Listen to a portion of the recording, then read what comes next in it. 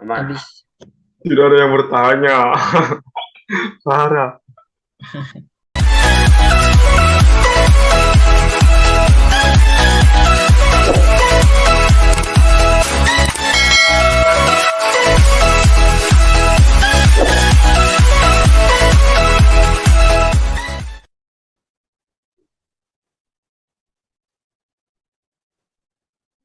Bismillahirrahmanirrahim.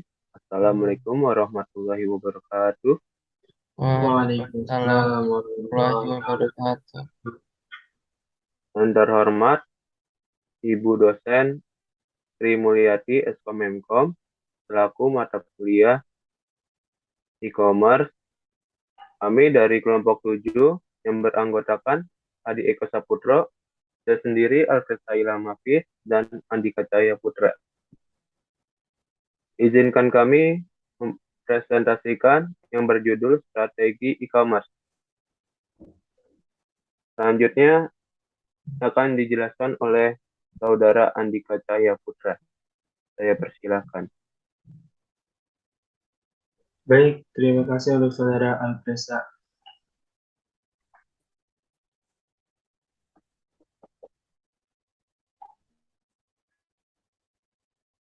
Oke. Strategi pada e-commerce. Apa itu strategi e-commerce? Strategi pada e-commerce merupakan formulasi dan eksekusi visi pada perusahaan baru atau perusahaan yang sudah beroperasi yang bertujuan untuk melakukan bisnis secara elektronik. Jadi, strategi e-commerce juga merupakan hal yang penting dalam suatu bisnis, namun proses pengembangan strategi merupakan hal yang lebih penting. Selanjutnya, berdasarkan beberapa penelitian terkait, mengungkapkan bahwa strategi pemasaran yang efektif yang dapat dilakukan bagi pengguna e-commerce yaitu dengan cara yang pertama ada kenali pelanggan, yang kedua ada promosi, yang ketiga menerapkan SEO, yang keempat mengutamakan pelanggan, dan yang kelima memanfaatkan media sosial. Pada kenali pelanggan, dengan mengenali pelanggan akan memudahkan penjual untuk menemukan segmentasi pasar yang tepat. Sebelumnya, penjual harus melakukan riset terlebih dahulu untuk mengetahui pasar dan juga pesaingnya. Yang kedua ada promosi. Mempromosikan harus dilakukan dengan cara kreatif sehingga membuat konsumen tertarik. Dalam promosi juga harus dilakukan secara terus-menerus dan konsisten. Yang ketiga ada menerapkan SEO. Pada teknik SEO lokal dapat dianggap sebagai cara yang paling efektif dibanding yang lainnya. Dengan menerapkan SEO lokal, dapat membantu mempromosikan produk kepada konsumen di daerah sekitar Anda. Yang keempat ada mengutamakan pelanggan. Dengan cara tidak hanya sekedar menawarkan harga murah, namun pelanggan juga harus mendapatkan kepuasan yang tidak didapatkan di e-commerce lainnya. Yang terakhir ada memanfaatkan media sosial. Memanfaatkan media sosial sebagai salah satu strategi untuk mempromosikan bisnis e-commerce yang dimiliki. Penjual tidak hanya berfokus pada e-commerce saja, melainkan media sosial menjadi salah satu jalur yang dapat dijadikan sebagai wadah untuk mempromosikan juga. Dengan adanya aplikasi e-commerce, mampu meningkatkan hasil penjualan. Selanjutnya ada tools pada SEO. Yang pertama ada Google Trend, yang kedua ada Google Analytics, yang ketiga PageSpeed Insight, yang keempat Google Search Console, dan yang kelima ada HubSpot. Yang pertama tentang Google Trends. Pada Google Trends, memungkinkan kamu untuk mengetahui topik-topik yang populer setiap tahun, setiap bulan, setiap minggu, bahkan setiap hari. Dengan tool ini, kamu dapat membandingkan kata kunci dan menganalisis bagaimana pengguna mencari informasi di Google, serta menemukan istilah penelusuran yang tepat untuk bisnis kamu. Selanjutnya ada Google Analytics. Dengan melalui Google Analytics, kamu dapat memonitor lalu lintas pengunjung website. Kamu juga bisa menganalisis trafik berdasarkan data dan informasi yang ditampilkan, meliputi halaman mana saja, apa yang harus dikunjungi, asal pengunjung, perangkat yang digunakan, keyword atau kata kunci, dan lain-lain. Selanjutnya ada PageSpeed Insight. Dengan Google ini, kamu bisa mengetahui seberapa cepat halaman web kamu dan mendapatkan solusi jika website kamu berat untuk dibuka. Kecepatan akses halaman situs ini penting dalam mempengaruhi SEO dan untuk memastikan relevansi situs kamu di mesin pencarian. Selanjutnya ada Google Search Console. Pada Google Search Console, membantu website toko online kamu ditemukan di Google. Google juga akan menguji sitemaps kamu dan menemukan apakah ada kesalahan yang dapat diperbaiki. Dengan tool ini, situs kamu bisa terindeks dan memudahkan Google menelusuri setiap bagian dari website kamu. Dan yang terakhir ada HubSpot.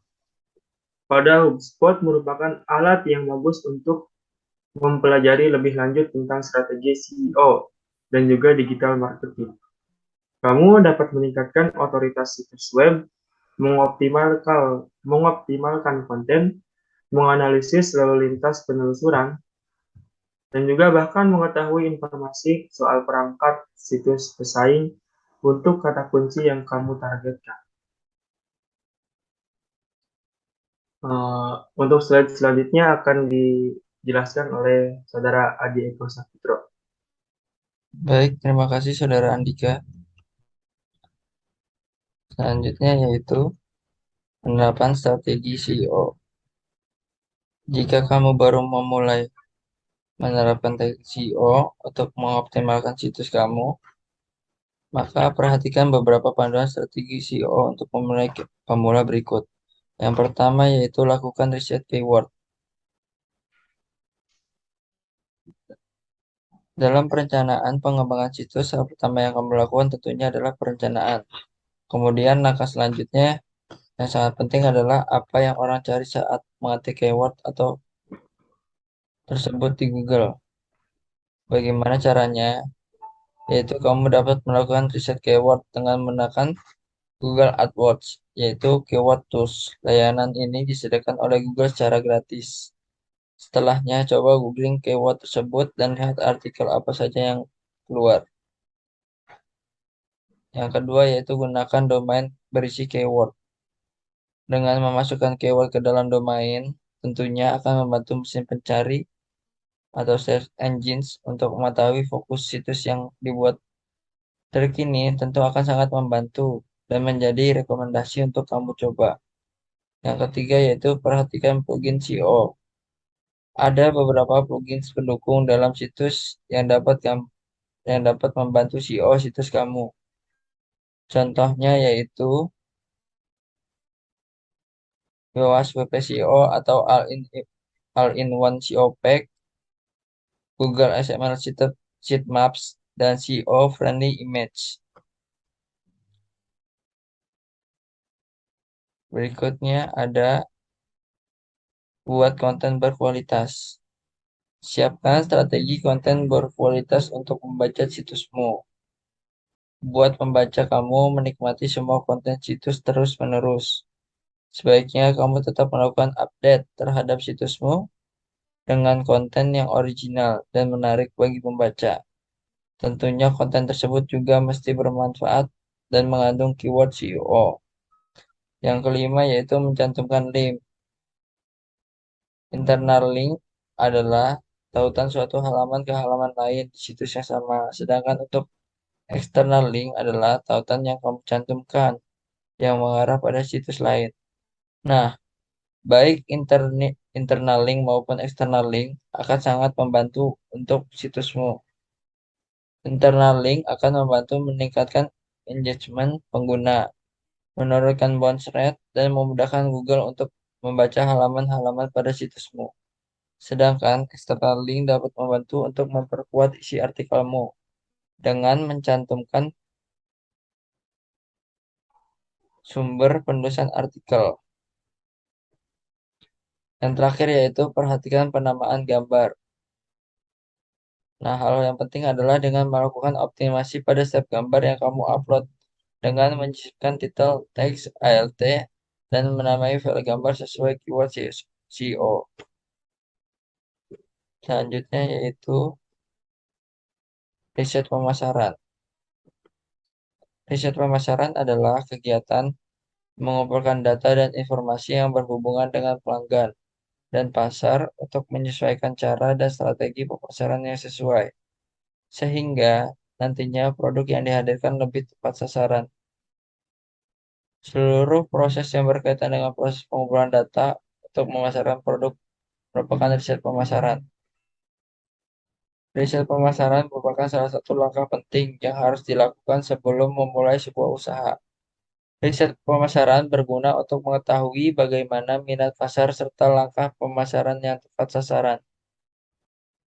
Riset pemasaran digunakan oleh perusahaan untuk berbagai tujuan. Salah satu tujuan utamanya adalah sebagai dasar pengembangan produk, baik barang atau jasa, dalam hal perencanaan strategi pemasaran, peningkatan penjualan, branding, dan kepuasan pelanggan. Nah, selanjutnya akan dilanjutkan oleh Saudara Alfresa. Ya, baik, terima kasih Adi.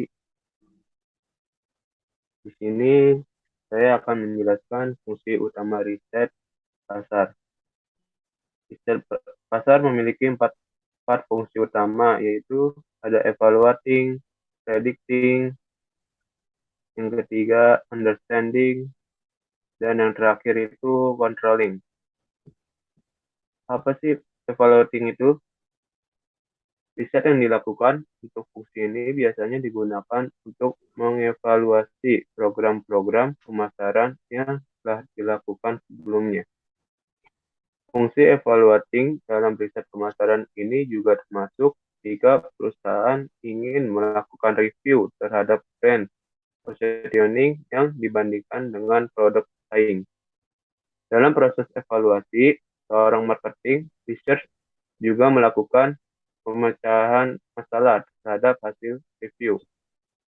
Pemecahan masalah juga dapat dilakukan dengan memahami titik-titik permasalahan yang membuat bisnis tidak berjalan dengan semestinya. Yang kedua itu ada predicting. Fungsi merupakan fungsi yang sebenarnya paling sulit untuk dilakukan. Dunia ini penuh dengan ketidakpastian, sehingga prediksi yang dilakukan dalam riset pasar sangatlah beresiko karena sifatnya yang sangat relatif. Ketika sebuah brand ingin membidik pasar baru, maka riset pasar selalu dijadikan bahan acuan utama. Begitupun ketika perusahaan ingin menyusun strategi pemasaran baru, riset pemasaran masih menjadi penilaian utama. Yang ketiga itu ada understanding. Fungsi tersebut ini menekankan pada tujuan untuk memahami konsumen sebagai salah satu insight atau masukan yang sangat penting bagi perusahaan. Dengan memahami konsumen, perusahaan akan mengetahui apa yang menjadi kebutuhan dan keluhan konsumen. Dalam menjalankan fungsi ini, riset pemasaran yang dilakukan biasanya adalah riset yang menggambarkan potret kebiasaan dan perilaku konsumen serta harapan dan keluhan mereka terhadap produk. Yang terakhir, controlling. Fungsi selanjutnya adalah digunakan untuk melihat setiap proses bisnis yang sedang berjalan. Biasanya fungsi riset ini melihat data aktivitas pemasaran yang sedang berlangsung. Data tersebut dapat meliputi posisi produk kita di hadapan konsumen, demografi, tren, dan juga efektivitas marketing tools yang digunakan. Jadi, pada kesimpulannya ini, Search Engine Optimization atau SEO merupakan upaya untuk meraih peringkat utama di hasil pencarian search engine. Dalam membuat SEO, harus memilih kata kunci yang tepat. Langkah ini sangat penting dalam SEO. Temukan kata kunci yang populer dan kata-kata yang berhubungan dengan bisnis kita. Lalu cari tahu popularitasnya, padu padan, dan pesaing dari setiap kata kunci tersebut. Bunga mawar, bunga kasih, warnanya cerah tiada tuanya. Cukup sekian, terima kasih. Saya harap tidak ada yang bertanya. Sekian, terima kasih. Wassalamualaikum warahmatullahi wabarakatuh. Waalaikumsalam Assalamualaikum warahmatullahi warahmatullahi wabarakatuh.